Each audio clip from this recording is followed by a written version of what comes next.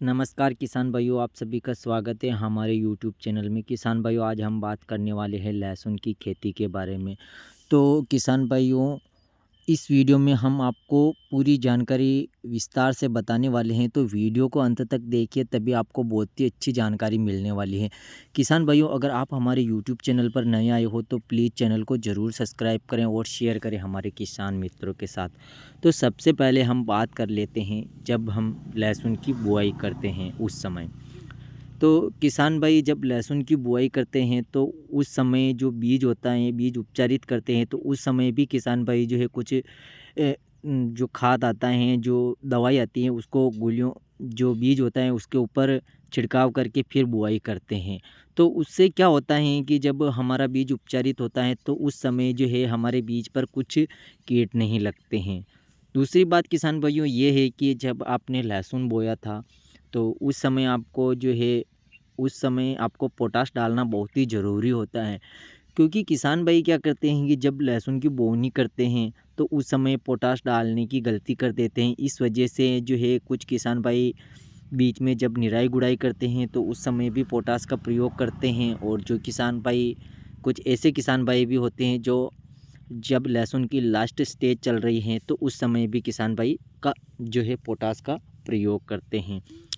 तो जो किसान भाई समझदार होते हैं तो वो तो जब लहसुन की बुआई करते हैं तो उसी समय जो है पोटाश का प्रयोग कर लेते हैं। फिर आती हैं जब हमने लहसुन की बुआई कर दी और लहसुन धीरे धीरे बड़ी होने लग जाती हैं, तब हमारी लहसुन की फसल लगभग 20 से 25 दिन की हो जाती हैं और हम उसकी निराई गुड़ाई करते हैं। तो जो किसान भाई ऐसे भी होते हैं जो लहसुन में खरपतवार नाशक दवा का प्रयोग करते हैं। अब खरपतवार नाशक दवा का प्रयोग करने से हमारे लहसुन में बहुत ही बड़ा झटका लगता है, क्योंकि लहसुन एक बार तो मुरझा जाता है फिर चलने लगता है।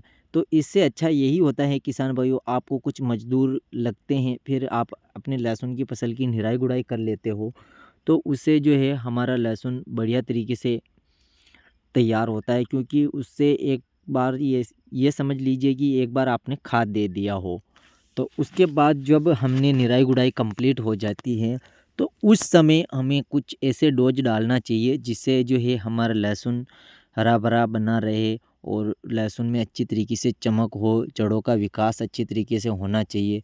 तो उसके लिए हम बताने वाले हैं।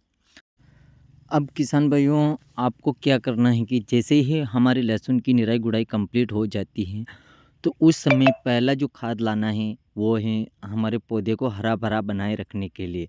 उसके लिए किसान भाई ले सकते हैं NPK 19-19, जो कि काफ़ी बढ़िया खाद होता है और लहसुन में जो है चमक बनाने में काफ़ी बढ़िया कारगर माना जाता है। क्योंकि जो NPK का काम होता है हमारे लहसुन की फसल को अच्छा हरा भरा बनाए रखना और जड़ों को मजबूती प्रदान करना। उसके बाद आप ले सकते हैं माइको राजा, और जो कीट फंगिसाइड और फर्टिलाइज़र आप इसमें और भी डाल सकते हैं। इससे क्या होता है, जब हमारे लहसुन की फसल में जो निराई गुड़ाई करते हैं उस समय जो भी डोज देनी होती है उसी समय किसान भाइयों को देना चाहिए। अन्यथा अगर आप जब पहली निराई गुड़ाई करते समय आप जो लहसुन में डोज देना चाहते थे वो नहीं दे पाए, तो जब आप दूसरी निराई गुड़ाई हल्की फुल्की करने के बाद भी आप दे सकते हैं। पर मेरा मानना यही रहता है किसान भाइयों कि आप जब अपने लहसुन की फसल की पहली निराई गुड़ाई करते हैं उसी समय आपको जो है जो भी हमारे लहसुन की फसल में डोज देनी होती है वो दे सकते हैं।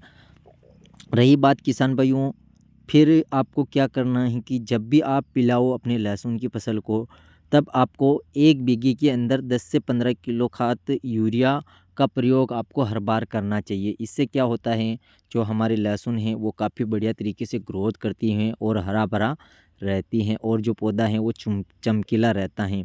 जब आप लहसुन की लास्ट स्टेज पे हो, यानी कि अब आप लहसुन को 3 बार ही पिलाओगे, तो उसके बाद आपको यूरिया खाद बंद कर देना है और उसके बाद आपको एक बार डोज लेनी है, वो लेनी है NPK 0050 की, जो कि हमारे लहसुन को काफ़ी बढ़िया तरीके से पोटास आती है उसमें पूरी तरीके से, और पोटास की उसी समय आवश्यकता होती है। और पोटास का प्रयोग आप जब करेंगे तो आपको पंप के द्वारा करना चाहिए, जिससे जो है लहसुन में पोटास जल्दी तरीके से ग्रहण कर लेती हैं। आशा है किसान भाइयों आपको हमारी ये जानकारी पसंद आई होगी। धन्यवाद।